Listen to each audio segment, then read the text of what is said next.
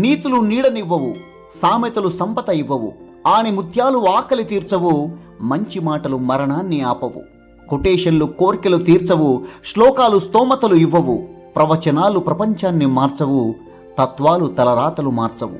కష్టపడి చేసే పని మాత్రమే నీ జీవితాన్ని, నీ తలరాతను మారుస్తాయి.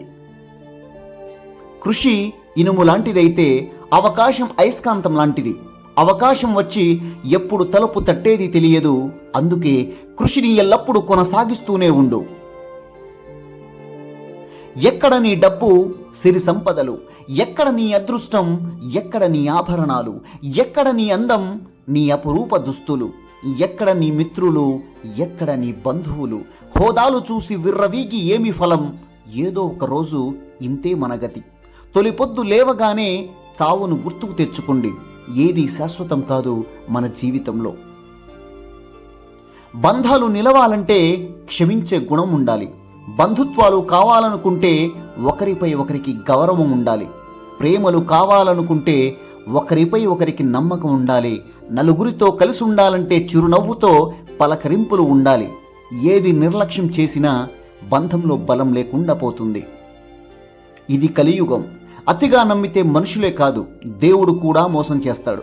నిజాయితీగా ఉంటే మనుషులకే కాదు, దేవుడికి కూడా మనం నచ్చం.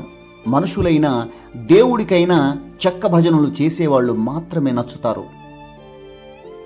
ఎవరికి తెలుసు ఏ జీవితం వెనక ఏ గతం దాగి ఉందో, ఏ మనసు వెనక ఏ జ్ఞాపకం మొదలవుతుందో, ఏ కన్ను వెనక ఏ కన్నీటి సంద్రం ఉందో, ఏ గెలుపు వెనక ఎంత రహస్యం దాగి ఉందో, ఏ క్షణం వెనక ఏ మలుపు తిరిగి ఉందో, ఎదుటి వారిని చూసి ఏ మంచిన వేయగలం, ఎవరి వెనక ఏ చరిత్ర దాగి ఉందో.